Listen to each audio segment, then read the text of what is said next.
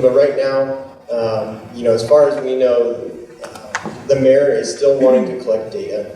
So when we met with him, the numbers had gone from 70 people registered for permits up to 500, and I think bodes well, at least from a statistical standpoint, that STRs are not negatively impacting our communities, at least from a complaint standpoint.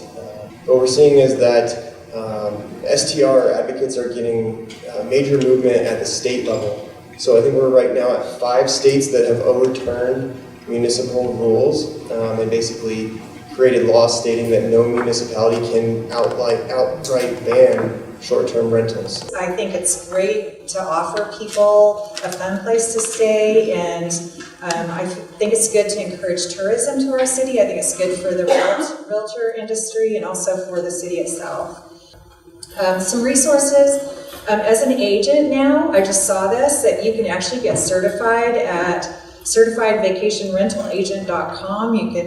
That can be your specialty or your niche, and you can advertise to help people, purchase and set up short-term rentals. I haven't really checked them out that much. It was $597, I think, to get certified. I don't think it qualifies for Colorado CE, but it is a designation you can get. And there's tons of free training online. LearnAirbnb.com has a lot of free training. Go to YouTube, do a search. There's one channel in particular called Airbnb University that has tons of videos. And then there's the Colorado Springs Short-Term Rental Alliance. Join their Facebook page, keep up on what's going on locally. And that'll just kind of help you stay on top of what's going on. Unfortunately, there really isn't a lot I can share with you from the lending standpoint because there just hasn't really been a big demand for it. I've had one request for a purchase in the last couple of years specifically to buy it as a short-term rental.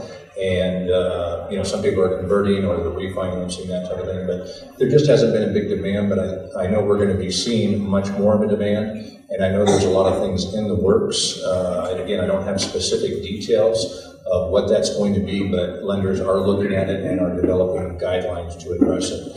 So basically at this point, the standard investment property guidelines apply, depending on the number of units, down payment, cash flow, that type of thing. Typically rents are 75% of rents from the appraisal, plus or minus whatever your mortgage is going to be on the property, and that's how you determine, positive, negative cash flow. Some of you are most likely familiar with the permitting process for the short-term rental program.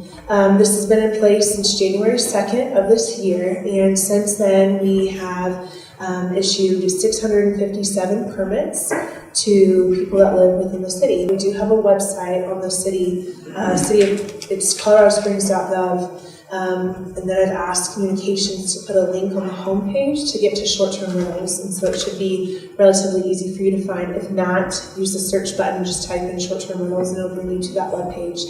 We have the application and checklist available there. There is a sign-off for applicants to verify that they're aware if their neighborhood has HOA covenants. So the city, any municipality in the country is not going to enforce private covenants, and I'm sure that you're all aware of that, but it is something that we require that our applicants are just sure of, that, hey, does your neighborhood preclude this type of use? Please check. If something happens, it's going to be a civil suit between you and your HOA. On a weekly basis, I'm entering in all of the approved permits into a database that our IT department is uploading to an interactive map that is online and accessible to the public. The link to that map, it's called Springs View. That's also on the short-term rental website.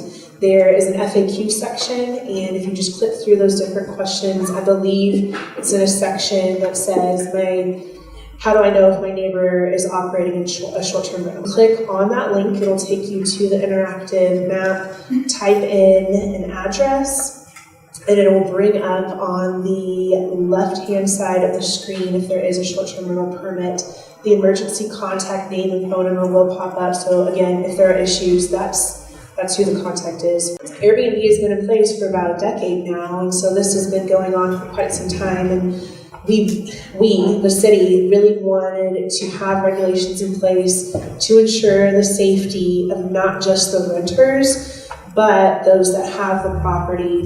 Just being interested and involved, whether it's from a personal side or from your client's point of view, or anything like that. It's good to be aware of this because it's definitely going to have major impact to our future, and as our city grows.